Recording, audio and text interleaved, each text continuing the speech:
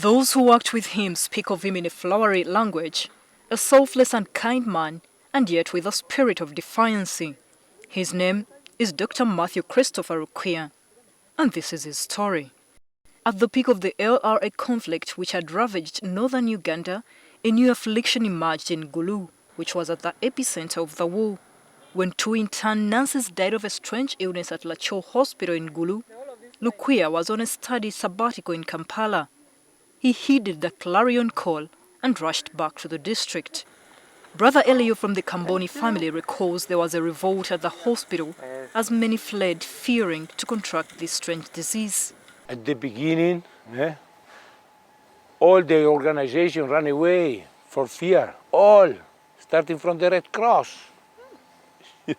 We remain alone. We call Dr. Matthew from Kampala, and he knew already, said this is not poisoning, but this looks like an hemorrhagic fever. Quite an experienced medic, Lukwiya immediately embarked on preventative measures to nip the disease in the bud.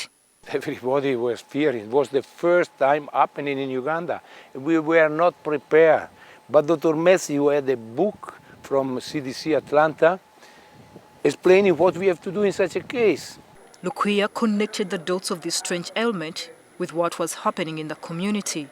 On 8 October 2000, he consulted the Minister of Health, and within a week, the World Health Organization declared the strange disease was Ebola. Lacho Hospital was so much at the forefront of fighting Ebola. In fact, the first victims to Ebola were brought here. It is then that Dr. Matthew Lukwiya set up an isolation center right behind me. I remember that story of health workers who got scared, but Dr. Lukwiya went and mobilized them and said that we have to save life. We had here 500 nurses. He said, I cannot force you to treat because it's very dangerous for your life also. We want volunteers who offer themselves. So out of them, in the assembly, came out 50. He was very encouraging to the health workers. I remember one time the health workers in Lacho wanted us to take our Ebola away from Lacho. Of course, that is, he stood very firm, said, let's go on, let's fight. We went there consciously knowing that some of us were going to die.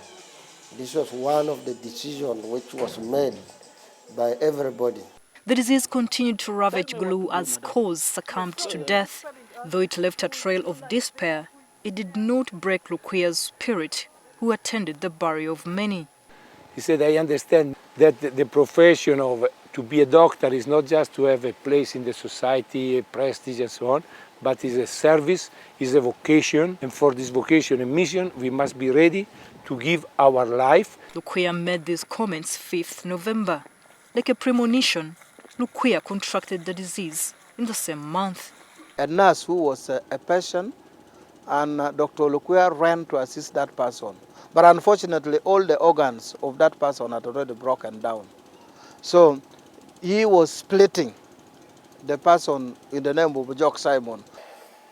All I say, yesterday I went to the ward, but I think there might be a problem. 2 other nurses, including Margaret Hadripu, who had called Dr. Lukwiya to intervene, also got infected from the patient who died on 20th. Dr. Matthew was put in the isolation center on 1st December. And on 5th December, as his lungs began hemorrhaging, he breathed his last. Only a few people were at the grave. His wife, children, fellow colleagues, and some patients who were emotionally scarred could only watch from afar as his casket was lowered into the grave. Born on November 24, 1958 in the district of Kitgum, Lukwiya was 42 by the time of his death. Very traumatic when he died. It's like we lost all hope. Then they suspended work in the hospital for some moment.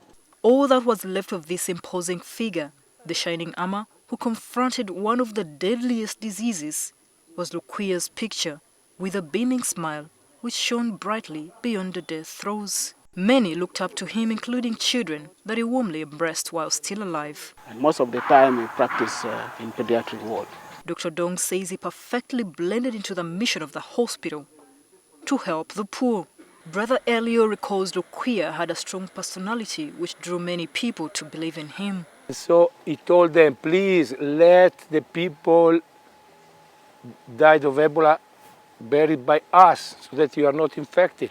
By the time he died, he had already worked at Lacho for 17 years, where he was expected to become the director. We'll never abandon his patient. And that's why actually I ended trying to do the best for his patients. A low-level health facility was opened in the first hard-hit area, Rotobiro, in memory of Dr. Lukwiya. The residents wanted to be elevated. He survived with a wife and 5 children. Those who worked with him remember him as a man who straddled the medical landscape like the Colossus. Many of the patients who survived the deadliest epidemic owe their healing to this man who, even in a moment of doom and gloom, had a charming smile. His name will remain etched in the annals of history. And we pray also for other Ebola victims elsewhere in the world. Florence Alimba, NTV in Gulu District.